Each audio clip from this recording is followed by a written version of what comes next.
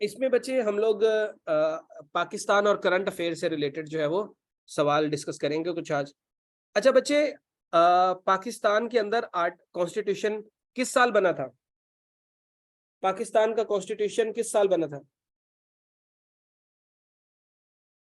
1973 में। और इस साल पाकिस्तान ने जो है वो कॉन्स्टिट्यूशन की कौन सी जुबली मनाई है? 50th ईयर कंप्लीट हुए और गोल्डन जुबली जो है वो पाकिस्तान ने मनाई है। ये सवाल ये एमसीक्यूज पेपर में आपके लाजमी पूछा जाएगा, किसी ना किसी पेपर में, चाहे पीएमएस में आ जाए या चाहे आपके किसी सवाल में जरूर ये आपका एमसीक्यूज बनेगा ये वाला। तो इसको माइंड में रख लें कि गोल्डन जुबली मनाई है, 50th ईयर जो है वो कंप्लीट हुए। तो इस गोल्डन जुबली में एक चीफ जस्टिस जो है वो भी शामिल हुए थे, जस्टिस शामिल हुए थे, उनका नाम क्या है? काजी फायज ईसा। ये एक अपनी आप में एक बड़ा रेयर केस है दुनिया की हिस्ट्री में, पॉलिटिकल हिस्ट्री में, कि कोई जज जो है वो जाकर अपनी पॉलिटिकल अफिलिएशन शो करवा रहा है। ऐसा कैंगरू कोर्ट्स में भी नहीं होता, या कैंगरू उन कंट्रीज, बनाना कंट्रीज में भी नहीं होता जहां पर जो पाकिस्तान के अंदर कल हुआ है। तो काजी फायज ईसा साहब जो है वो मुअज़्ज़िज़ जज साहब जो है हमारे, वो वहां पर पहुंच गए। तो ये काजी फायज ईसा बेटे हैं काजी मोहम्मद ईसा के। और काजी मोहम्मद ईसा कौन है? काजी मोहम्मद ईसा वो है जिन्होंने मुस्लिम लीग की बुनियाद बलूचिस्तान में डाली थी। और काजी मोहम्मद ईसा वही है जिन्होंने पाकिस्तान रेजोल्यूशन को बलूचिस्तान से जो है वो सेकंड किया था। अच्छा बच्चे, पाकिस्तान के कॉन्स्टिट्यूशन में आर्टिकल 226 किस चीज को इंश्योर करता है? आर्टिकल 226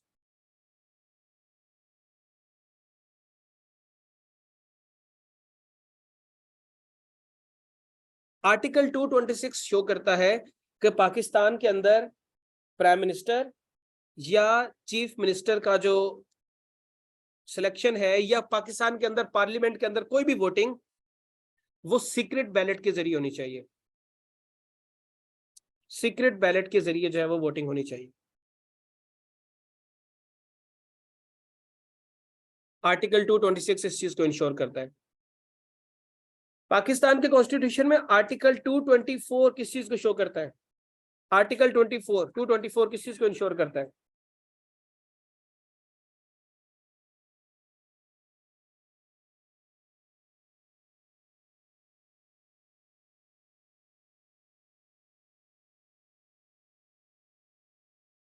आर्टिकल 224 शो करता है पाकिस्तान के अंदर इलेक्शंस के बारे में, कि इलेक्शंस अगर पार्लियामेंट डिसॉल्व हो जाती है तो विद इन, एक मिनट रुक जाए,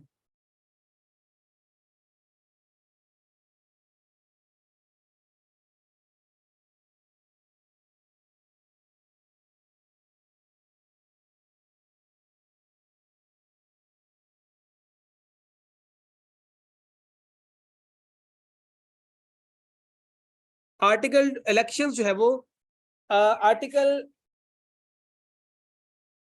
ये जो आर्टिकल अगर इसको पढ़े तो ये कहता है कि general election to the national assembly और provincial assembly shall be held within a period of 60 day. 60 दिन के अंदर अंदर इलेक्शंस करवाए अगर उसकी टर्म कंप्लीट हो जाए, और अगर उसको डिसॉल्व कर दिया जाए तो फिर 90 डेज के अंदर आपने इलेक्शन करवाने। ठीक है, अगर टर्म कंप्लीट हो जाए तो विद इन 60 डेज, और अगर इसको डिसॉल्व कर दिया जाए तो फिर विद इन 90 डेज जो है वो आपने इलेक्शंस करवाने हैं। तो अभी जो है वो 90 डेज का जो है वो मामला चल रहा है। वैसे अगर ये टर्म पूरी कर ले तो 60 डेज के अंदर जो है वो आपका ये हो सकता है। तो इस पॉइंट को, इस आर्टिकल को आपने माइंड में रखना है।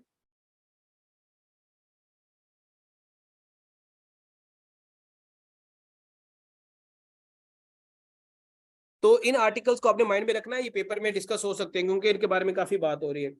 उसके बाद बच्चे, आर्टिकल 245 पाकिस्तान की कॉन्स्टिट्यूशन का किस चीज को डील करता है? आर्टिकल 245,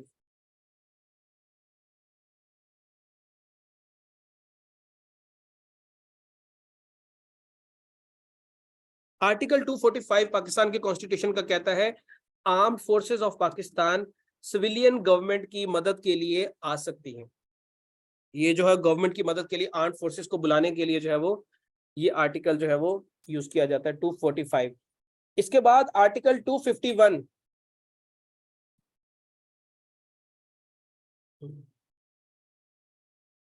आर्टिकल 251 ये किसको डील करता है? आर्टिकल 251 पाकिस्तान की कॉन्स्टिट्यूशन का डील करता है हमारी नेशनल लैंग्वेज के बारे में। ये नेशनल और रीजनल लैंग्वेजेस के बारे में है।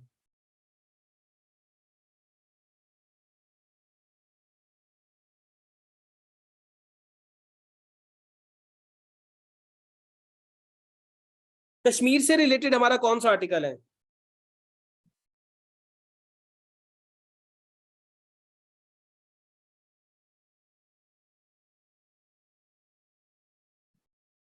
कश्मीर से रिलेटेड हमारा आर्टिकल कौन सा है? Article 257। It is about Kashmir. ठीक है, ये कश्मीर से रिलेटेड जो है वो मामला को ये हमारा आर्टिकल डील करता है। उसके बाद आर्टिकल 6 ये किस चीज को डील करता है?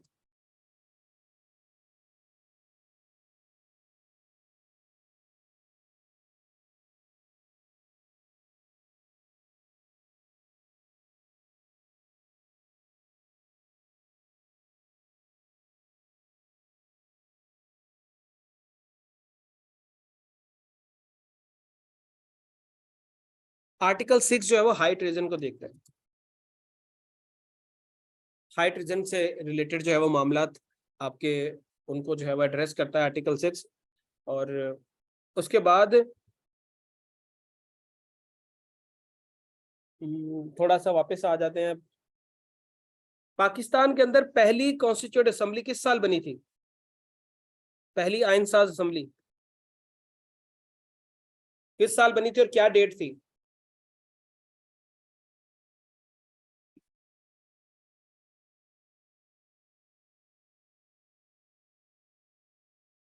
इट वाज इन 1947, 11 अगस्त 1947 को। इसके अंदर मेंबर्स की तादाद थी 69, जो बाद में बढ़ा के 79 कर दी गई। ये आपकी पहली असेंबली थी। और इस असेंबली ने जो है वो 15 अगस्त को कायदे आजम से ओथ ली।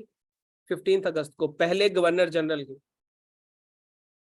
फर्स्ट गवर्नर जनरल जो है वो कायदे आजम बने, उनसे ओथ ली। और कायदे आजम से जो ओथ लेने वाले चीफ जस्टिस थे उनका नाम था चीफ जस्टिस मियां अब्दुल रशीद। ठीक है, मियां अब्दुल रशीद जो है वो पाकिस्तान के पहले चीफ जस्टिस थे। इन्होंने जो है वो कायदे आजम से ओथ ली और फिर कायदे आजम पाकिस्तान के पहले गवर्नर जनरल बन गए। पाकिस्तान ने सॉरी कायदे आजम ने 15 अगस्त को ही लियाकत अली खान से ओथ ली। और लियाकत अली खान जो है वो पाकिस्तान के पहले प्राइम मिनिस्टर बन गए।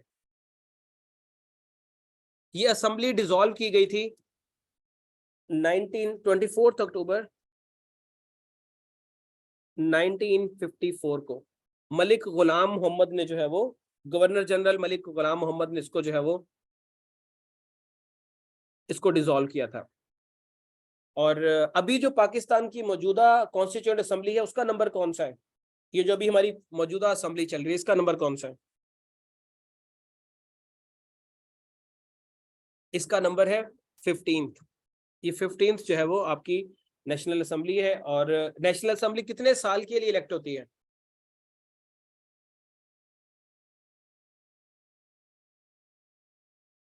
5 साल के लिए इलेक्ट होती है। अच्छा, पाकिस्तान की नेशनल असेंबली के पहले स्पीकर कौन थे?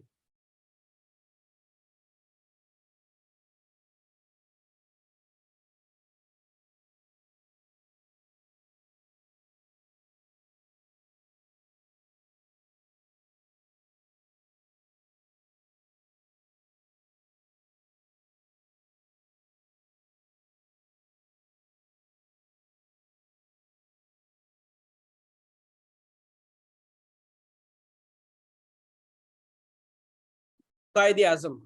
कायदे आजम जो है वो पहले स्पीकर थे। उस वक्त जब कायदे आजम थे तो उस वक्त स्पीकर के ओहदे को प्रेसिडेंट बोला जाता था। प्रेसिडेंट बोला जाता था, तो पहले प्रेसिडेंट या स्पीकर आप उसी को कह देते हैं। ठीक है, कायदे जो स्पीकर का होता था उसको उस वक्त प्रेसिडेंट बोलते थे। तो कायदे आजम पहले प्रेसिडेंट थे, दूसरे जो है वो मौलवी तमीजुद्दीन थे। अच्छा, पाकिस्तान की असेंबली के मौजूदा स्पीकर का नाम क्या है?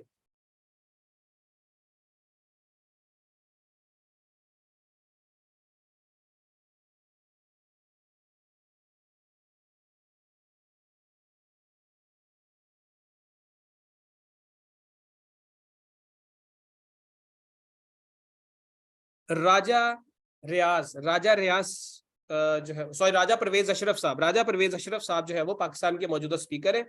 और जो हमारे अपोजिशन लीडर हैं वो डॉक्टर मोहम्मद राजा रियाज साहब है, डॉक्टर राजा रियाज साहब है। वो आपके मौजूदा जो है वो है अपोजिशन लीडर है। अच्छा बेटा, पाकिस्तान की ये सवाल शायद आपने किसी नोट्स में या कहीं पर ना सुना हो। पाकिस्तान के पहले अपोजिशन लीडर कौन थे? First opposition leader of Pakistan.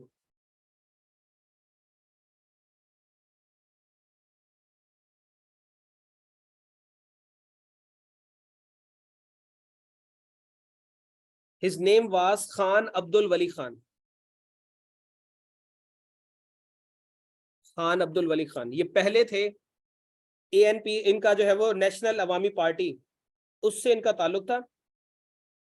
National Awami party इससे इनका ताल्लुक था। और ये जो है वो 1972 में जो है वो आपके अपोजिशन लीडर बने। और अभी जो नंबर के हिसाब से अपोजिशन लीडर देखा जाए तो राजा रियाज है। राजा रियाज का नंबर कौन सा है?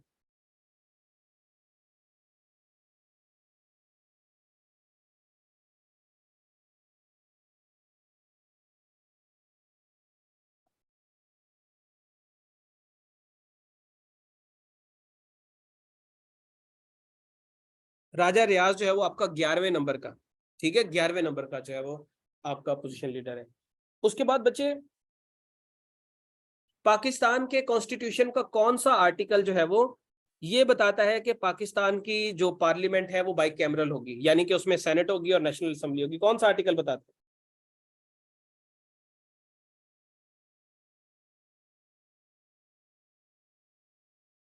आर्टिकल 50 जो है वो आपका बताता है कि पाकिस्तान की जो पार्लियामेंट है वो क्या होगी? नेशनल वो होगी, बाई कैमरल होगी, नेशनल असेंबली और नेशनल उसके ऊपर जो है वो पूरा सेनेट के ऊपर जो है वो मुश्तमिल होगी।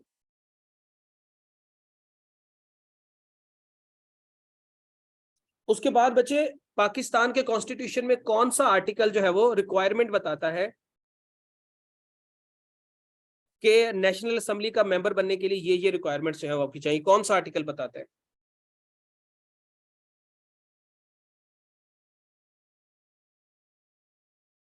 आर्टिकल 62।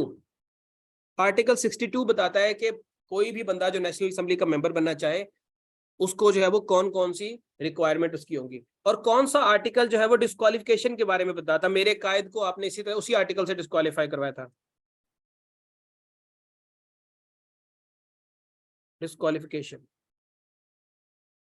हाँ ये बड़ा याद है आप लोगों को। 63 मियाँ साहब को जब आपने डिस्क्वालीफाई करवा दिया तो ये आपको बड़ा याद है, वो नहीं याद कि रिक्वायरमेंट क्या है। खैर अपने दिन आने की बात होती है, एक दिन हमारा दिन भी आ जाएगा। उसके बाद पाकिस्तान के अंदर जो है वो कौन सा आर्टिकल कॉन्स्टिट्यूशन का कंपोजिशन ऑफ नेशनल असेंबली के बारे में बात करता है? कौन सा आर्टिकल नेशनल असेंबली की कंपोजिशन के बारे में बात करता है कि कितनी नंबर ऑफ सीट्स होंगी हमारी? आर्टिकल 51। आर्टिकल 51 जो है वो इस बात को इंश्योर करता है या इस बात को एक्सप्लेन करता है कि पाकिस्तान के अंदर नेशनल असेंबली के अंदर 342 सीट्स होंगी, 60 सीट्स रिजर्व्ड होंगी फॉर वुमेन और 10 जो है वो नॉन मुस्लिम्स के लिए रिजर्व होंगी। और जनरल सीट्स आपकी कितनी होंगी?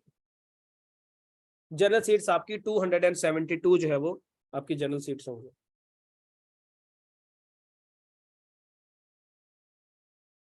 उसके बाद बच्चे, आपके सेशंस के बारे में बात करें तो according to the constitution of Pakistan कितने मिनिमम कितने दिन के अंदर अंदर मैक्सिमम कितने दिन का गैप जो है वो रखा जा सकता है एक सेशन से दूसरे सेशन के दरमियान?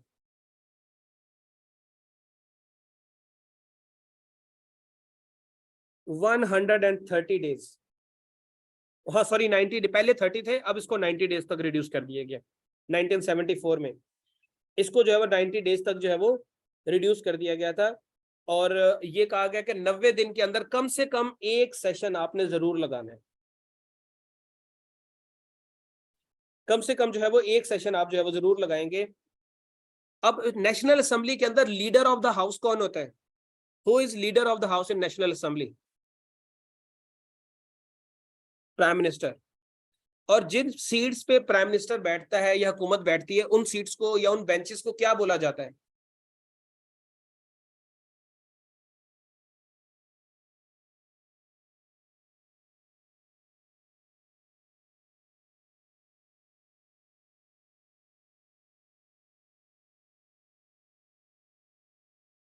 उन उन सीट्स को बोला जाता है ट्रेजरी बेंचेस। उनको क्या बोलते हैं हम लोग? उनको बोलते हैं ट्रेजरी बेंचेस। और जहां पे ऑपोजिशन के लोग बैठते हैं, उनको उनको क्या बोलते हैं?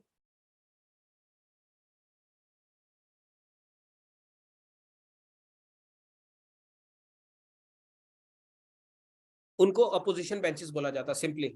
उनको कुछ नहीं बोलते, उनको अपोजिशन बेंचेस ही बोला जाता है। क्या इस असेंबली को डिसॉल्व किया जा सकता है?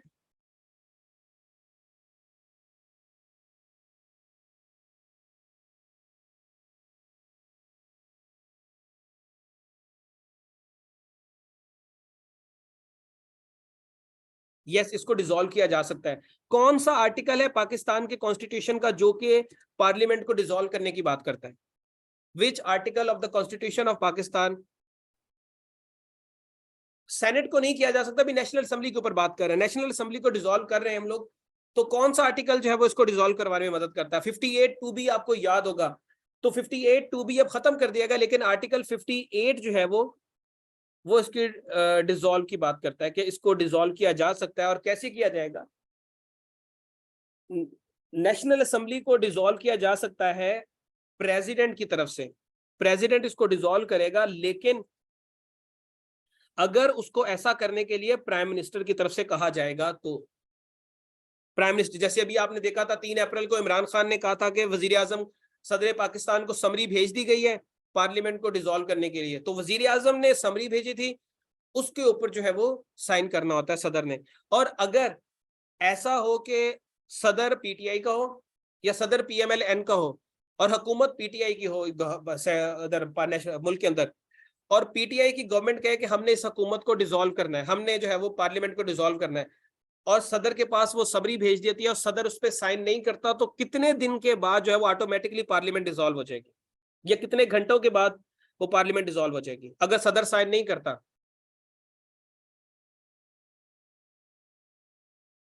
48 आवर्स के बाद। 48 आवर्स के बाद ऑटोमेटिकली पार्लियामेंट डिसॉल्व कंसिडर होगी, यानी कि 2 दिन के बाद। ये समझ आ गई बच्चे कि कितने घंटे लगेंगे आपको पार्लियामेंट को, अगर सदर साइन नहीं करता तो वो 2 दिन के अंदर, 2 दिन जैसे पूरे होंगे वहीं पर पार्लियामेंट जो है वो डिसॉल्व कंसिडर होगी। उसके बाद आगे मूव करते हैं। Doctrine of necessity. Doctrine of necessity का फाउंडर पाकिस्तान में किस चीफ जस्टिस को कहा जाता है?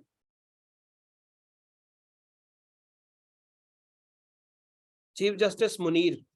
जस्टिस मुनीर जो है वो, इनको जो है वो कहा जाता है, ये सेकंड चीफ जस्टिस थे पाकिस्तान के, और इन्होंने जो है वो डॉक्ट्रिन ऑफ नेसेसिटी, जिसे नजरिया जरूरत कहा जाता है, वो जो है वो इन्होंने इजाद किया था। पाकिस्तान के अंदर दूसरी कॉन्स्टिट्यूएंट असेंबली 1955 में बनी थी। इस असेंबली ने सबसे बड़ा लैंडमार्क क्या अचीव किया था? इस सेकंड असेंबली ने सबसे बड़ा लैंडमार्क क्या अचीव किया था?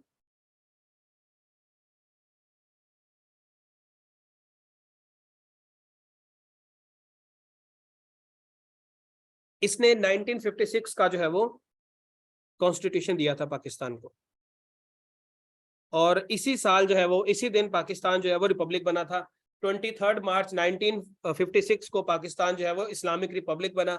इससे पहले पाकिस्तान जो है वो एक डोमिनियन थी, यानी कि पाकिस्तान के ऊपर जो सुप्रीम पावर थी वो आपके थे ब्रिटिश एम्पायर था, ब्रिटिश क्वीन थी। और उसके बाद पाकिस्तान जो है वो 1956 में जब पाकिस्तान रिपब्लिक बन गया तो फिर क्वीन एलिजाबेथ को फारग करा दिया हमने, और पाकिस्तान ने जो है वो सदर का ओहदा, सुप्रीम ओहदा जो है वो, या हेड ऑफ द स्टेट, सदर को कहना शुरू कर दिया। उसके बाद बचे सेकंड स्पीकर पाकिस्तान की नेशनल असेंबली के कौन थे, या सेकंड प्रेसिडेंट?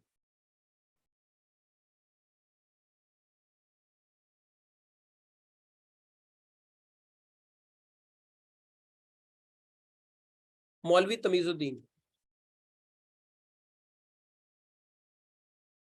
मौलवी तमीजुद्दीन जो है वो पाकिस्तान के सेकंड जो है वो स्पीकर थे नेशनल असेंबली के। उसके बाद बच्चे आपका आ जाता है कराची एग्रीमेंट, 1949 में साइन हुआ था पाकिस्तान और हिंदुस्तान के बीच में, कराची एग्रीमेंट। और इस एग्रीमेंट के तहत क्या चीज एस्टेब्लिश की गई थी?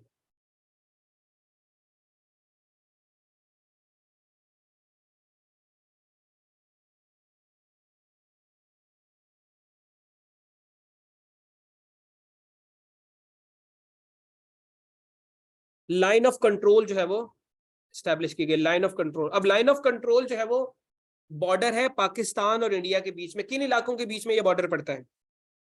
एलओसी जो है वो किन इलाकों के बीच में बॉर्डर पड़ता है? LOC is between Azad Kashmir and Indian occupied Kashmir, इनके दरमियान में जो है वो ये बॉर्डर जो है वो पड़ता है। और पाकिस्तान के सियालकोट सेक्टर और इंडिया के इंडियन ऑक्युपाइड कश्मीर में, उनके बीच में कौन सा बॉर्डर होता है? वो वर्किंग बाउंड्री है, वर्किंग बाउंड्री। और रिमेनिंग जो है वो आपका रेड क्लिफ लाइन है। अच्छा, यूनाइटेड नेशन के अंदर कौन सी रेजोल्यूशन ये कहती है कि कश्मीर का मामला जो है वो प्लेबिसाइट के जरिए रिजॉल्व किया जाएगा? रेजोल्यूशन 47 जो है वो ये कहती है कि पाकिस्तान और हिंदुस्तान के बीच में जो मामला है वो प्लेबिसाइट के जरिए जो है वो कश्मीर का इशू रिजॉल्व किया जाएगा। और किस साल जो है वो यूनाइटेड नेशन ने जो है वो यूएनसीआईपी बनाई, United nation commission for India and Pakistan? ये किस साल बनाई थी? 1948 में बनाई थी। United nation commission for India and Pakistan 1948 में बनाई। और कौन सी रेजोल्यूशन के तहत बनी थी यूनाइटेड नेशन की? Under what resolution?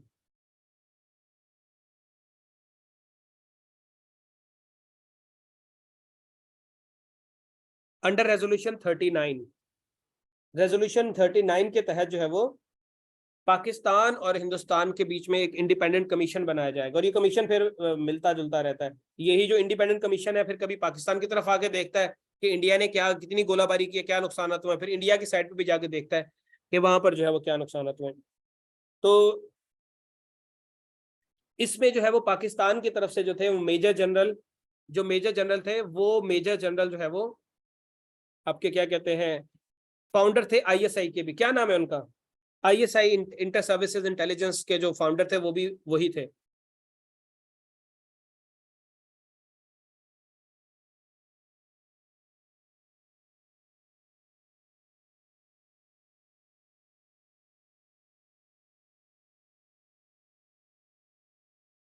उनका नाम था कॉथरॉन, मेजर जनरल कॉथरॉन जो है ये पहले शख्स थे जिन्होंने, ये वो शख्स थे जिन्होंने आईएसआई की बुनियाद रखी थी।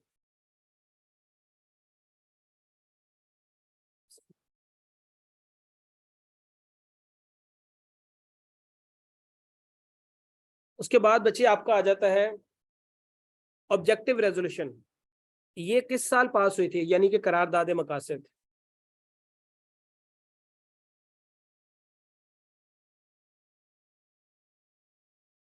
नाइनटीन 49 में,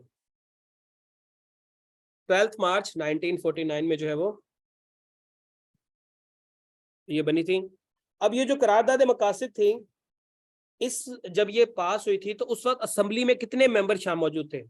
पाकिस्तान की नेशनल असेंबली में कितने मेंबर मौजूद थे? 75 मेंबर्स मौजूद थे। उनमें से कितने मेंबर्स ने जो है वो इसके अगेंस्ट वोट किया था?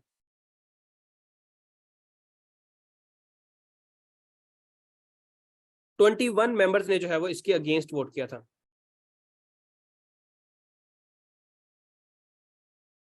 इसके अगेंस्ट वोट किया था। उसके बाद ये जुल्फिकार जियाउल हक के दौर में इसे पाकिस्तान के कॉन्स्टिट्यूशन का परमानेंट पार्ट बना दिया गया। पाकिस्तान के कॉन्स्टिट्यूशन में कौन सा आर्टिकल जो है वो डील करता है ऑब्जेक्टिव रेजोल्यूशन को? आर्टिकल 2A जो है वो ये डील करता है ऑब्जेक्टिव रेजोल्यूशन को। आर्टिकल 2A 2 नहीं, 2A जो है वो डील करता है इसको। इसे पाकिस्तान की हिस्ट्री का एक खास स्पेसिफिक नेम दिया जाता है पाकिस्तान की पॉलिटिकल हिस्ट्री में। 1215 में वो ब्रिटेन के अंदर वो हुआ था, मैग्ना कार्टा। इसे मैग्ना कार्टा भी कहा जाता है। मैग्ना कार्टा एक्चुअली 1215 में जो है वो ये हुआ था यूके के अंदर, और इसको पाकिस्तान का मैग्ना कार्टा बोलते हैं। और it is the beginning of British constitution. और ये मॉडर्न पॉलिटिकल हिस्ट्री में जो है वो, मॉडर्न दुनिया जो पॉलिटिकल हिस्ट्री है उसमें जो है वो इसको पहला कॉन्स्टिट्यूशन कह सकते हैं आप। उसके बाद बच्चे,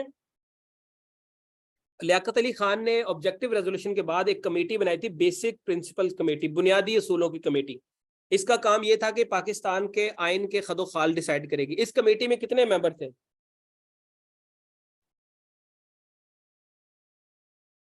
इस कमेटी में 24 मेंबर्स थे। मैग्ना कार्टा बोलते हैं इसको, ऐसे ऑनरेरी तौर पे बोलते हैं। 24 मेंबर्स थे। इसका प्रेसिडेंट कौन था? इस बेसिक प्रिंसिपल कमेटी का लियाकत अली खान ने इसको बनाया था, तो इसका प्रेसिडेंट कौन था? इसके प्रेसिडेंट थे मौलवी तमीजुद्दीन। मौलवी तमीजुद्दीन प्रेसिडेंट थे, और वाइस प्रेसिडेंट लियाकत अली खान थे। मौलवी तमीजुद्दीन, ये मौलवी तमीजुद्दीन हर जगह पे मौजूद रहे हैं, काफी जो है वो एक्टिव पर्सन थे। उसके बाद असैसिनेशन होती है लियाकत अली खान की। किस साल होती है? 1951 में। 1951 में कंपनी बाग रावलपिंडी के अंदर जो है वो इनको 2 दफा शूट किया जाता है। सीने में गोली लगती है, इनके चेस्ट में गोली लगती है, और ये तकरीबन 1 लाख लोगों के मजलिस जलसे से जो है वो खताब कर रहे थे। हाँ जी, 16 अक्टूबर को जो है वो लगी थी 1951 को। एक अफगान शख्स था, सईद अकबर उसका नाम था। उसने जो है वो अफगानिस्तान से वो आया था, उसने जो है वो आकर शूट किया था, और मौके पे उसको भी गोली मार दी गई थी। तो ये लियाकत अली खान की असैसिनेशन के बाद कंपनी बाग का नाम जो है वो लियाकत बाग रख दिया गया। और ये वही लियाकत बाग है जहां पर बेनजीर की भी शहादत हुई थी। लियाकत अली खान की शहादत के बाद उन्हें जो है वो शहीद मिल्लत का खिताब दिया गया। और इनकी कब्र मुबारक कहाँ पर है लियाकत अली खान की? लियाकत अली खान की कब्र कहाँ पर है? लियाकत अली खान की कब्र जो है वो कराची में है, मज़ार कायद के अंदर। मज़ार कायद में टोटल कितनी कब्रें हैं, कितने लोगों की कब्रें हैं कायद आजम की कब्र के साथ? आप में से अगर किसी ने विजिट किया हो तो वहां पर 5 लोगों की कब्रें हैं। फातिमा जिन्ना की, कायद आजम की, सरदार अब्दुल रब नश्तर की, लियाकत अली खान की, और नूरुल अमीन, पाकिस्तान के one and only vice president Sardar Abdul Rab Nishtar भी वहां पर है। ये 5 लोगों की कब्रें हैं। और कायद आजम के मज़ार के ऊपर जो है वो थोड़ा अर्सा पहले, 2-3 साल पहले, एक स्कैंडल आया था कि वहां की जो इंतजामिया है वो पैसे लेकर लड़के और लड़कियों को डेटिंग पॉइंट जो है वो प्रोवाइड करती है। मतलब वहां पर जो है वो गैर इखलाकी कार्रवाइयां जो है वो वहां पर होती हैं। तो ये स्कैंडल भी बड़ा जो है वो खुल के सामने आया था। तो कायद आजम की कब्र के साथ, मतलब बंदा जो है वो कई जगह दूसरी ढूंढ ले, ये कायद आजम की कब्र के पास करके क्या करना है। खैर, ये जो है वो मामला हुए सारे के सारे। लियाकत अली खान की वफात से पहले लियाकत अली खान के ऊपर एक मिलिट्री कूप भी लगने की जो है ना कोशिश की गई थी। उसमें उसको एक खास नाम दिया गया था। वो भी 1951 में लियाकत अली खान की गवर्नमेंट के खिलाफ कोशिश की गई थी। उसका एक स्पेसिफिक नेम था, उसका नाम था रावलपिंडी कॉन्स्पिरेसी। रावलपिंडी कॉन्स्पिरेसी। और ये रावलपिंडी कॉन्स्पिरेसी कौन से साल में हुई थी? It was in 1951। और इसमें एक शायर को भी पकड़ा गया था। उस शायर का नाम क्या था?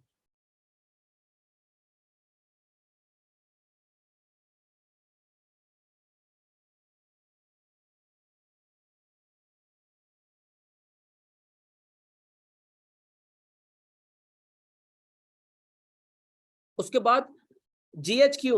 जीएचक्यू बच्चे किस साल जो है वो बनाया गया था? जीएचक्यू किस साल जो है वो एस्टेब्लिश हुआ? 1947 में रावलपिंडी के अंदर है जनरल हेडक्वार्टर्स। इसके करंट कमांडर कौन है जीएचक्यू के? मुझे पता है आप लोगों ने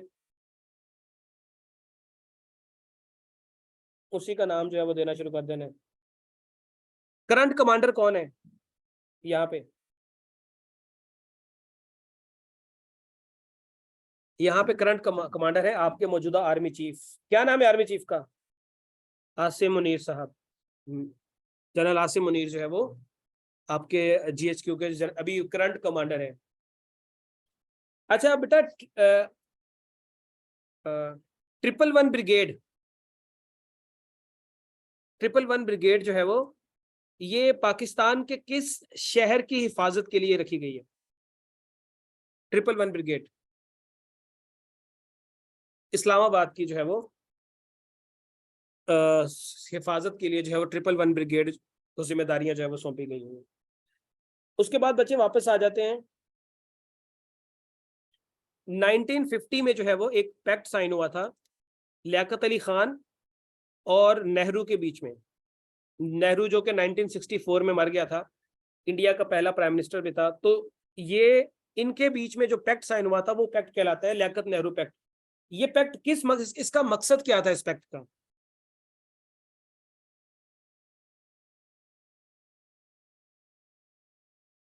what was the purpose of this pact? इस पैक्ट का मकसद था पीसफुल माइग्रेशन ऑफ रिफ्यूजीज।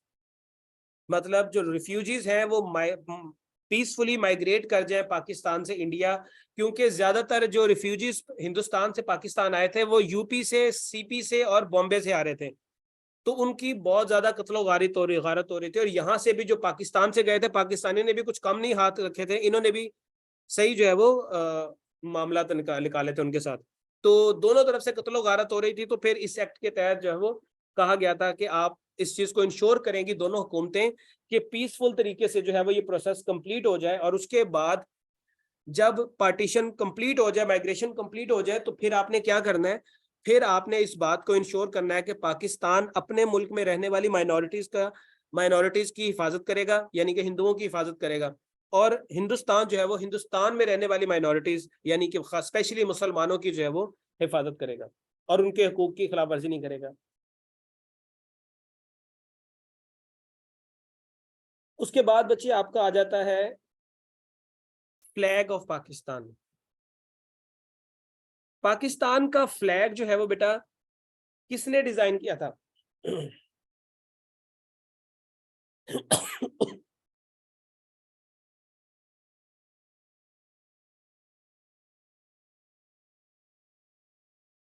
जी, पाकिस्तान का फ्लैग जो है वो किसने डिजाइन किया था? अमीरुद्दीन किदवाई ने।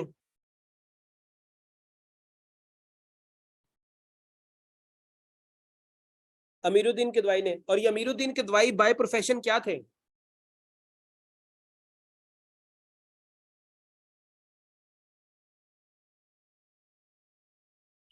अमीरुद्दीन बाय प्रोफेशन लॉयर थे, ग्राफिक डिजाइनर नहीं थे, लॉयर थे बेटा। उसके बाद पाकिस्तान का फ्लैग स्टिच किसने किया था? पाकिस्तान का फ्लैग स्टिच किसने किया था?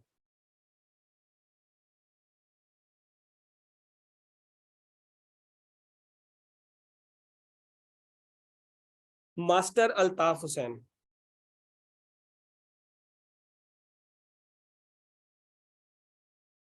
मास्टर अल्ताफ हुसैन जो है वो उसने पाकिस्तान का फ्लैग जो है वो स्टिच किया था। उसके बाद बच्चे पाकिस्तान के फ्लैग में जो है वो व्हाइट और ग्रीन कलर की प्रोपोर्शन कितनी रखी गई है?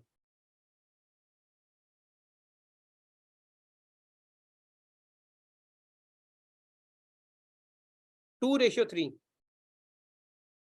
2:3 जो है वो रखी गई है। और पाकिस्तान के फ्लैग में जो व्हाइट कलर है वो किस चीज को शो कराता है?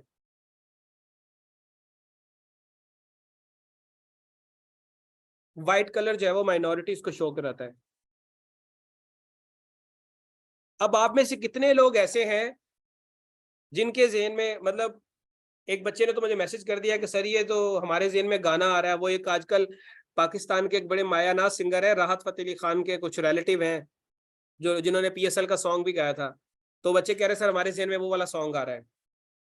तो उनको उनको आप छोड़ दें। ग्रीन कलर जो है वो मुसलमानों को शो करता है, व्हाइट कलर जो है वो माइनॉरिटीज को शो करता है। अब एक ये बात बताएं कि पाकिस्तान के जो फ्लैग में जो सितारा है उसमें कितने जो है वो कॉर्नर्स हैं, कितने पॉइंट्स हैं? 5 पॉइंट्स हैं। बिल्कुल ठीक है, 5 पॉइंटेड स्टार है आपका। और पाकिस्तान के कौमी तराने के अंदर किस किस लाइन में या किस स्टेंजा में या किस वर्ष के अंदर हमारे मुल्क का नाम भी आया है?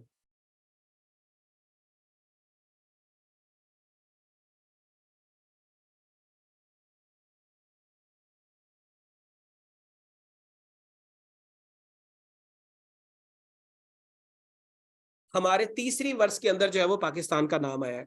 अच्छा बच्चे, एक और बात, एक मजहब के मानने वाले हैं, उनका भी मजहबी निशान जो है वो स्टार है। कौन सा मजहब है वो?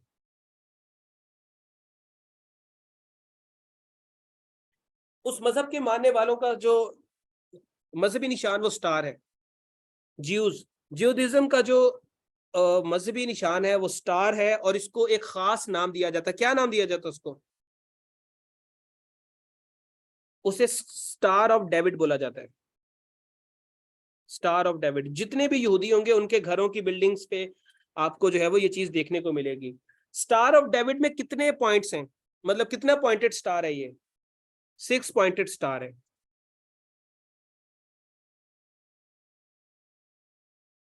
और एक और मजहब भी है दुनिया में जिनमें मतलब उस मजहब के मानने वाले जिस मुल्क में भी मेजोरिटी में है या जहां पर उनकी हुकूमत है, उनके फ्लैग में आपको हमेशा क्रीसेंट और स्टार दोनों नजर आएंगे। क्रीसेंट और स्टार नजर आएंगे। जिस तरह ज्यूस के में सिर्फ स्टार होता है, उनमें क्रिसेंट और स्टार, चांद और सितारा दोनों में होता है। इस्लाम मजहब के मानने वाले तकरीबन मैक्सिमम मुल्कों के अगर आप फ्लैग्स देखें तो वहां पर आपको जो है वो स्टार और क्रिसेंट नजर आएगा। पाकिस्तान देख लें, तुर्की देख लें, अब बाकी मुसलमान मुल्कों के अगर झंडों को देखें तो वहां पर आपको ये नजर आते हैं। इस्लाम मजहब के मानने वालों के अंदर जो है वो ये स्टार और क्रिसेंट का जो है वो नजर आता है, और ये इस्लाम का सिंबल भी कंसिडर किया जाता है। उसके बाद बच्चे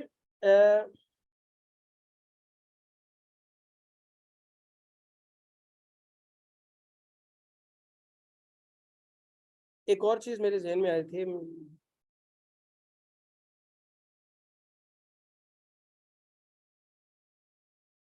चले इसको फिर, जब मेरे माइंड में आएगा, मेरे माइंड से चीज निकल गई है। नेशनल एंथम पाकिस्तान का ये जो है वो किसने लिखा था? National anthem of Pakistan Hafeez Jalandhari ने।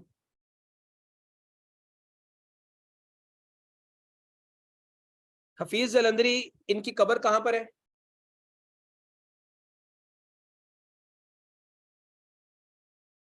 लाहौर में इनकी कब्र है। और हफीज जालंधरी की जो एंट्री थी टोटल कॉन्स्टिट्यूशन बनाने के लिए, जब कमेटी बनी थी, कॉन्स्टिट्यूशनल कमेटी, तो वो 1948 में एक नेशनल एंथम कमेटी बनाई गई थी। इस नेशनल एंथम कमेटी ने जो है वो पूरे पाकिस्तान में ऐलान करवाया कि जी हर बंदा जो है वो अपनी कंपोजिशन और लिरिक्स जो है वो जमा कराएंगे। तो तकरीबन 723 लिरिक्स की एंट्रीज जो है वो जमा की गई, जिनमें से हफीज जालंधरी की जो है वो एक्सेप्ट की गई। इस जो इनकी जो लिरिक्स थी, they were fully loaded in Persian language. Just one word was of Urdu language, and that was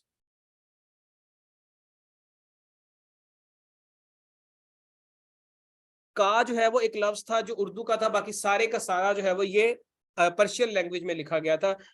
इसका जो म्यूजिक कंपोज किया गया था, अहमद जी चागला ने जो है वो इसको किया था 1949 में।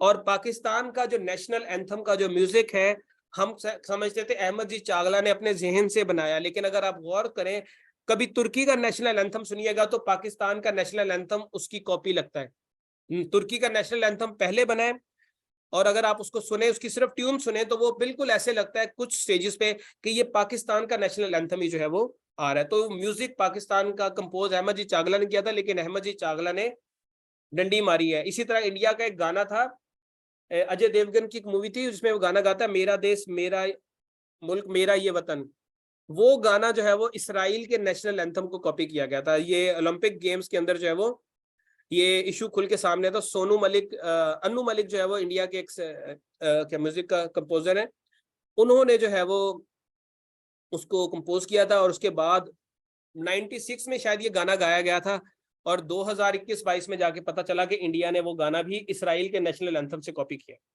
तो इसराइल का नेशनल एंथम जब आप सुनते हैं तो वो सारा वही गाने की जो है वो ट्यून, वो तो 100% कॉपी है।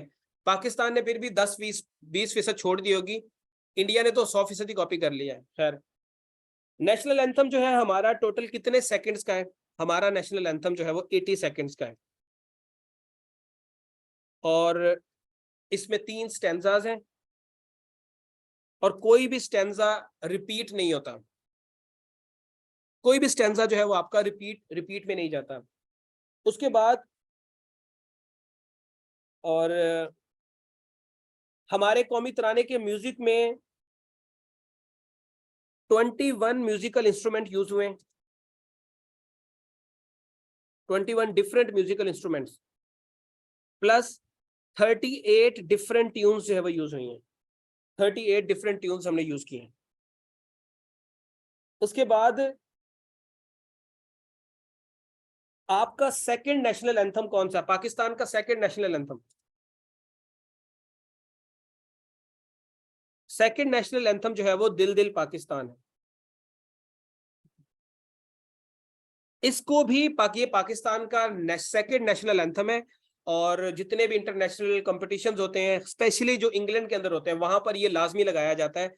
इसको 1987 में जो है वो वाइटल साइंस के प्लेटफॉर्म से जुनेद जमशेद ने जो है वो सिंग किया था, और इंडिया ने इसको भी कॉपी किया था। इंडिया की एक मूवी थी, उस मूवी के अंदर जो है वो इंडिया ने ये गाना गाया था, दिल दिल हिंदुस्तान जान जान हिंदुस्तान।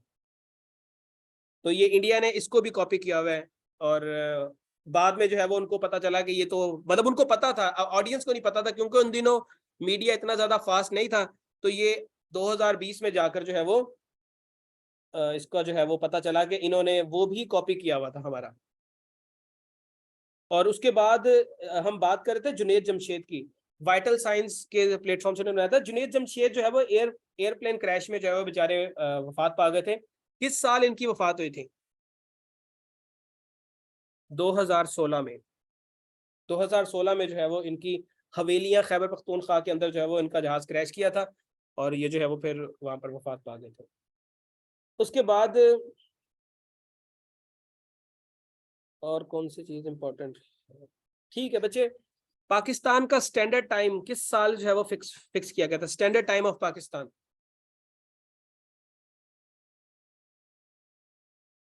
बेटा बस 10 मिनट मजीद बर्दाश्त कर लें, उसके बाद आपका छुट्टी छुट्टी है।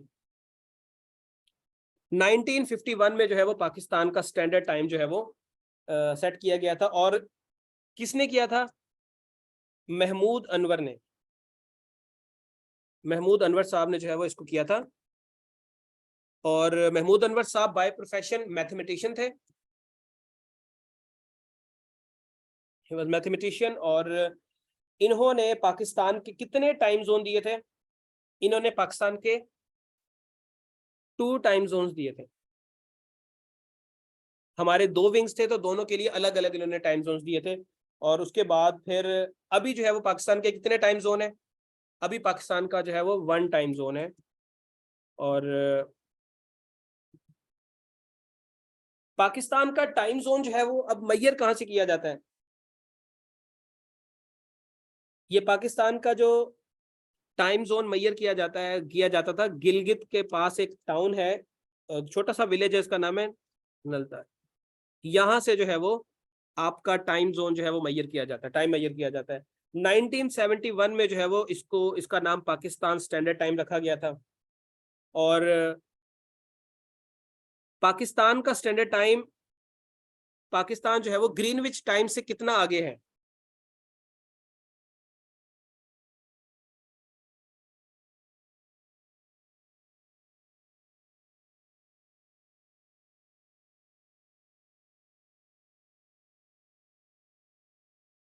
5 घंटे, हम 5 घंटे जो है वो उनसे आगे हैं।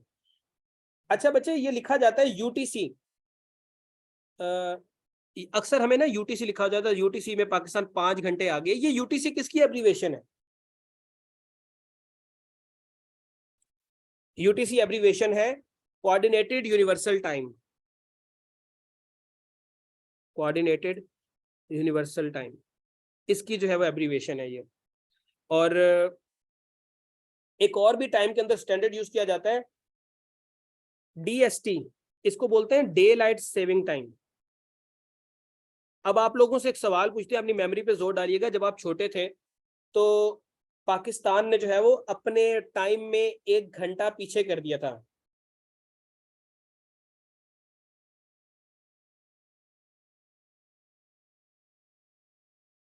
पीछे कर दिया था, कौन से साल में किया था?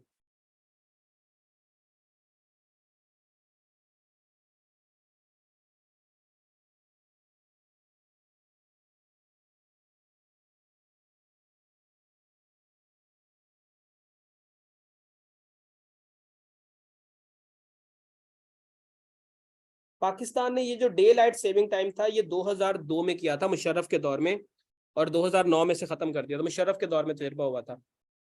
मतलब उसमें सुबह देर से ही होती थी, टाइम पहले, मतलब आपकी घड़ियां 1 घंटा पीछे कर दी गई थी। तो ये मुशर्रफ के दौर में जो है वो कार्रवाई डाली गई थी। उसके बाद बच्चे वापस आ जाते हैं हम लोग। दुनिया में सबसे ज्यादा टाइम जोन जो है वो किस मुल्क के हैं? सबसे ज्यादा टाइम जोन, सबसे ज्यादा टाइम जोन जो है वो फ्रांस के हैं। कितने हैं? फ्रांस के 12 टाइम जोन हैं। फ्रांस के जो 12 टाइम जोन है, पाकिस्तान का एक ही है। उसके बाद बेटा, पाकिस्तान में पहली टेलीग्राफ सर्विस कब शुरू की गई थी? पाकिस्तान में पहली telegraph service between east Pakistan and west Pakistan 24 hour चलती थी। तो उसकी इतने इसलिए है क्योंकि फ्रांस की बहुत फॉरेन टेरिटरीज हैं। जैसे one of the territories in South America, French Guiana, वो उनकी फॉरेन टेरिटरी है। फिर और भी इलाकों में उनकी टेरिटरीज हैं, तो उन सारी टेरिटरीज को मिला के जो है वो टाइम कैलकुलेट करते हैं मतलब। टेलीग्राफ सर्विस पाकिस्तान की पहली कब स्टार्ट की गई थी? पाकिस्तान की पहली टेलीग्राफ सर्विस 1952 में जो है वो स्टार्ट की गई थी। It was 24 hour service, 24 hour जो है वो चलती थी, और between east Pakistan and west Pakistan इसको स्टैब्लिश किया गया था। पाकिस्तान के अंदर स्काउट मूवमेंट जो है वो कब शुरू की गई थी? नेशनल स्काउट्स मूवमेंट पाकिस्तान में किस साल शुरू की गई थी? बेटा आई थिंक बोल मैं रहा हूं, और मेरा भी रोजा, और अल्हम्दुलिल्लाह सारे रोजे हैं। इफ आई एम एनर्जेटिक तो आपको भी मेरे ख्याल में एनर्जेटिक होना चाहिए। स्काउट मूवमेंट जो है वो कब 1952 में जो है वो ये स्काउट मूवमेंट जो है वो स्टार्ट की गई थी पाकिस्तान के अंदर। उसके बाद पाकिस्तान का सबसे बड़ा जो गैस फील्ड है, सुई गैस फील्ड, इसको जो है वो कौन से साल में डिस्कवर किया गया था?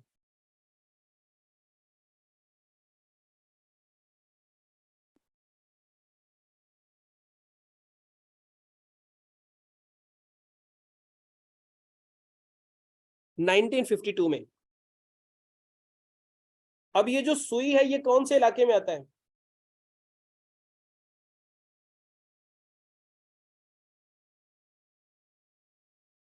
सुई बलूचिस्तान के डिस्ट्रिक्ट डेरा बुगटी में आता है।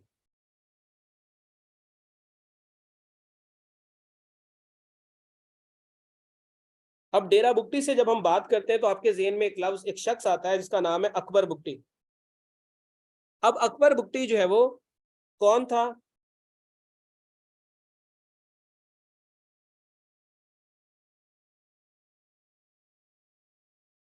ये अकबर बुगटी जो है वो मलिक फिरोज खान नून की जो है वो हुकूमत में पाकिस्तान का डिफेंस मिनिस्टर था, अकबर खान बुगटी। उसके बाद ये जो है वो बलूचिस्तान के चीफ मिनिस्टर भी रह चुके हैं। यार मैं काफी ज्यादा बिजी रहता हूँ, मैंने अपना सरकारी मामलात भी देखने होते हैं, प्राइवेट मामलात भी देखने होते हैं, और घरेलू मामलात भी देखने होते हैं, और मैं तो बड़ा एनर्जेटिक रहता हूँ। खैर, उसके बाद बच्चे 6 मिनिस्टर हैं आपके, सिक्स्थ चीफ मिनिस्टर भी हैं बलूचिस्तान के, और मेरे ख्याल में इसका कंफर्म नहीं, I think he is from the first batch of civil services of Pakistan.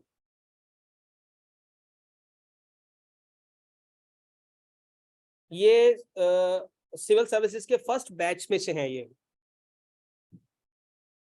अब ये टॉपर थे ये पता नहीं है। अच्छा, इनके बारे में ना कुछ लोग इनके बारे में जो है वो ये कहते हैं कि वो पता नहीं गप छोड़ते हैं कि मुशर्रफ जो है वो, इसने ना मुशर्रफ को थप्पड़ मारा था इसलिए मुशर्रफ ने इसको मरवा दिया। अब आप मुझे ये बात बताएं कि ऐसा हो सकता है कि मुशर्रफ को थप्पड़ मारा और मुशर्रफ ने खा लिया और मुशर्रफ ने कुछ नहीं किया? तो ये खास तौर पे मेरे साथ एक बलूचिस्तान का पर्सन था, तो वो मुझे अक्सर कहता है इसने मुशर्रफ को मारा थप्पड़, यार मारा है, इसने मारा है मुशर्रफ को थप्पड़ है, तो इसलिए वजह से मुशर्रफ ने बदला लिया। खैर, इनको जो है वो कौन से साल जो है वो मारा गया था? इनको जो है वो 2006 में जो है वो एयर स्ट्राइक के अंदर जो है वो बेचारे जो है वो वफात पा गए। इनकी सियासी पार्टी का नाम क्या था?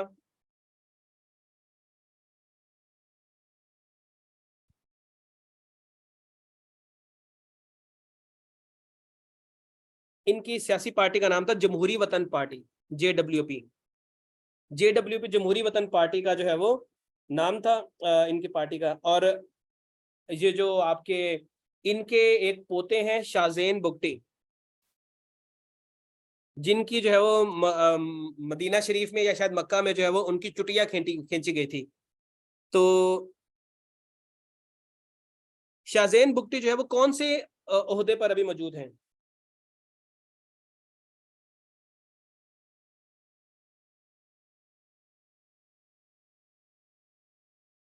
PTI के दौर में तो वो थे ना, मंशियात के वजीर थे, अभी भी नारकोटिक्स के ही हैं शायद। खैर बच्चे, उसके बाद नेक्स्ट आ जाता है आपका PIDC। पाकिस्तान में PIDC की बुनियाद कब रखी गई थी? PIDC है Pakistan industrial development corporation. PIDC Pakistan industrial development corporation. तो ये किस साल बनाई गई थी? ये भी 1952 में जो है वो बनाई गई थी पाकिस्तान के अंदर। तो बच्चे, जब आपने इसकी पाकिस्तान की हिस्ट्री तैयार करनी है MCQs के पर्सपेक्टिव से, तो आपने 1947 से शुरू होना है और आपने देखते जाना है कि 1947 में क्या कार्रवाइयां डाली, 48 में क्या किया इन्होंने, 49 में क्या किया, एक एक साल को आपने जो है वो छानना है। तब जाकर आप PPSC या किसी भी अच्छी पोस्ट के लिए जब आप जाते हैं तो आपको यही बुनियादी चीजें जो है वो वहां से पता चलती हैं जब आप डिटेल में साल को खंगालते हैं। अब ये जैसे टेलीग्राफ सर्विस है, ये बहुत सारे लोगों के लिए नई चीज होगी। या जैसे जो है वो PIDC का नाम काफी लोगों ने पहली दफा सुना होगा। इसी तरह जो है वो और भी बहुत सारी चीजें हैं। तो वो इसी तरह की चीजें आपको तब मिलेंगी जब आप when you will read between the lines, आप गौर से एक एक लाइन को, एक एक साल को देखेंगे। आप डिवाइड कर लें पाकिस्तान की हिस्ट्री को, हर दिन आपने पाकिस्तान की हिस्ट्री के 5 साल पढ़ने हैं। हर 5 साल आप जो है वो पढ़ते जाएं और उन 5 साल में जो है वो आपको बहुत सारी चीजें जो है वो मिलती जाएंगी। बच्चे, पेपर्स की डेट वेट कर जाएं एक आधा दिन और, कल तक पता चल जाएगा कि पेपर एक्सटेंड होंगे कि नहीं होंगे। मेरे ख्याल में नहीं होंगे, क्योंकि इलेक्शंस करवाने के मूड में हुकूमत नहीं नजर आ रही।